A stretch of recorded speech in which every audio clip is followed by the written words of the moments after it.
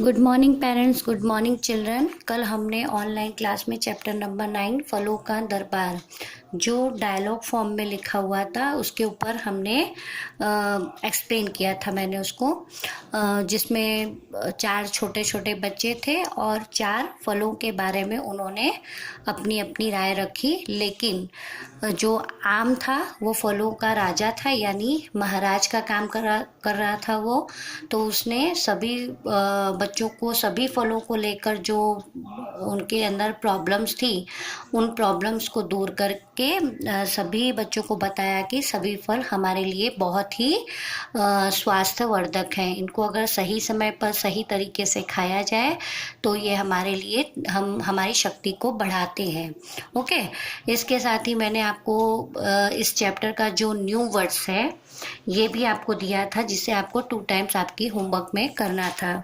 श्रुतलेख मैं पहले भी बोलती आई हूँ कि श्रुतलेख सिर्फ सुनकर लिखने के लिए होता है। अगर आप घर पे किसी की हेल्प से अगर इन वर्ड्स को वो बोले और आप सुनो और फिर आप उसे लिखो तो ये आपकी राइटिंग प्रैक्टिस के लिए अच्छा है। ओके, नाउ नाटक की बात, यानी नीचे दिए गए प्रश्नों के उत्तर दीजिए। मौखिक प्रश्न हमेशा मैं आपको बोलती हूँ कि उसको आपको भले मौखिक दिया हो लेकिन आपको उसे रिटर्न में आपकी नोटबुक में लिखना है। सो यहाँ पे मैंने लिख के रखा है, अंकुर को खांसी क्यों हो गई थी? अंकुर ने सर्दी के दिनों में शाम के समय बिना धोए अमरूद खा लिए थे, इसलिए उसे सर्दी हो गई थी। खेतों में किसका छिड़काव किया जाता है? खेतों में कीटनाशक दवाइयों का छिड़काव किया जाता है। कौन सा फल खाने से लाल रक्त कण बनते हैं? शरीर के अंदर लाल रंग के छोटे छोटे से कण बनते हैं, छोटे छोटे से पीसेस बनते हैं। वो लाल रक्त कण कौन सा फल खाने से बनते हैं?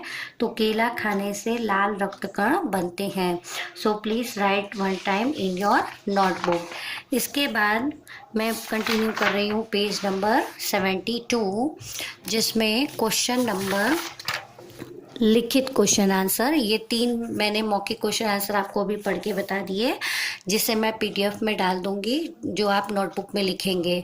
अभी लिखित क्वेश्चन आंसर, अमरूद हमारे लिए किस प्रकार लाभदायक है?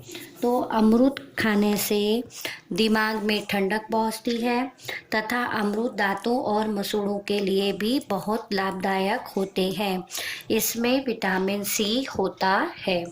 सेकंड क्वेश्चन, मान्या की परेशानी का क्या कारण था?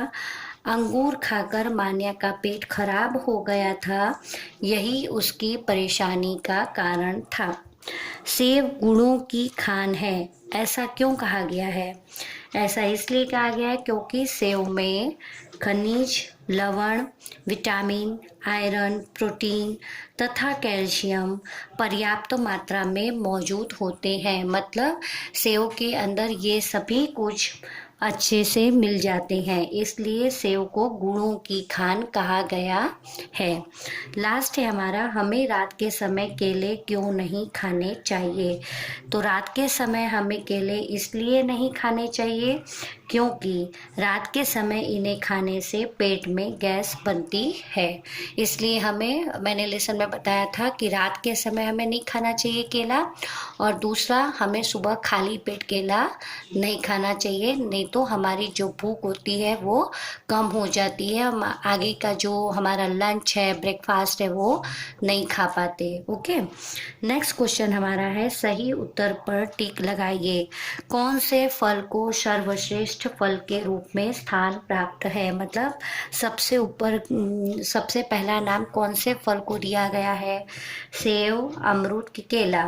तो राइट आंसर आपका आएगा सेब, क्योंकि सेब में बहुत सारे विटामिन, प्रोटीन्स, कैल्शियम, खनिज, लवण ये सब कुछ पाए जाते हैं, इसलिए सेब को सबसे सर्वश्रेष्ठ फल कहा गया है। फल खाने से शरीर कैसा बनता है? कमजोर, भारी कि मजबूत? मजबूत। कौन सा फल खाने से नेत्र ज्योति बढ़ती है? मतलब आंखों की रोशनी कौन सा फल खाने से बढ़ती है? अमरूद, अंगूर कि सेब? तो राइट आंसर आएगा अंगूर। सही कथन पर सही और गलत कथन पर गलत लगाइए। अंगूर खाने से नेत्र ज्योति बढ़ती है, हाँ तो राइट है। केला शरीर में तरल पदार्थ की कमी को पूरा करता है, राइट। मतलब अगर हमारे अंदर थोड़ा पानी की कमी है या लिक्विड चीज़ की कमी है तो उस कमी को कौन पूरा करके हमें दे सकता है? केला। केला खाएंगे तो हमारे अंदर जो तरल पदार्थ है, जो लिक्विड है चीज़ें होती हैं, उसके अगर कुछ कमी है तो उसको वो पूरा कर सकता है। Now page number 73, page number 73 पे मैंने क्वेश्चन नंबर ग, केले में कैल्शियम भरपूर मात्रा में पाया जाता है, तो ये राइट है, केले में कैल्शियम भरपूर मात्रा में पाया जाता है। फिर लास्ट है हमारा, अमरूद खाने से दांत और मसूड़े कमजोर हो जाते हैं, नो रॉन्ग, दांत और मसूड़े मजबूत बनते हैं केले खाने से। अभी भाषा की बात, वाक्य बोलते या लिखते समय थोड़ी देर रुकने के लिए कुछ चिन्हों का प्रयोग किया जाता है जिन्हें विराम चिन्ह कहते हैं, जैसे क्वेश्चन मार्क, अल्प विराम, विराम चिन्ह, पूर्ण विराम आदि। ये मैंने अभी आपको पहले भी कहीं पढ़ाया होगा, लेकिन अभी मैं वापस से रिपीट कर रही हूँ कि जैसे इंग्लिश में हम सेंटेंसेस कंप्लीट होने के बाद हम फुल स्टॉप लगाते हैं, कॉमा लगाते हैं, उसी तरह हिंदी में भी जब कोई क्वेश्चन वाला सेंटेंस होता है, वाक्य होता है, तो वहाँ क्वेश्चन मार्क। जब वाक्य को पढ़ते वक्त हम कुछ स्टॉप दे दे के उसे पढ़ते रुक रुक कर, तो वहाँ कॉमा। और जब सेंटेंस पूरा कंप्लीट हो जाता है तो हम वहाँ पे पूर्ण विराम लगाते हैं। तो वाक्य में यदि कोई प्रश्न पूछा जाता है तो प्रश्नवाचक चिन्ह यानी ये वाला सिंबल लगाते हैं, जैसे क्या तुम विद्यालय जा रहे हो, क्वेश्चन मार्क। वाक्य के बीच में थोड़ी देर रुकने के लिए अल्प विराम, जब कोई वाक्य बोलते बोलते हमें रुकना है तो अल्प विराम यानी कॉमा लगाते हैं, जैसे मुझे सेब, केला और अंगूर अच्छे लगते हैं, फिर आपको पूर्ण विराम कर देना है।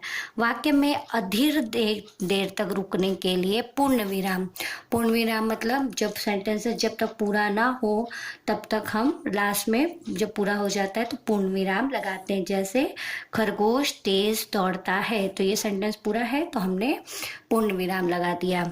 इसी तरह पढ़िए, समझिए और निर्देश के अनुसार विराम चिन्ह लगाइए। यहाँ पे आपको कौन सा चिन्ह लगाना है वो ब्रैकेट में दिया गया है, तो अब आपको सोचना है कि कौन सा चिन्ह इसमें लगेगा। तो आज मंगलवार है यानी पूर्ण विराम, पूर्ण विराम यानी स्टैंडिंग लाइन।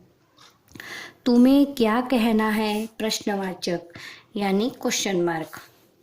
पूजा, नेहा, श्रुति और काव्या आ गई, अल्प और पूर्ण विराम दोनों लगाना है, तो अल्प विराम कहाँ लगेगा?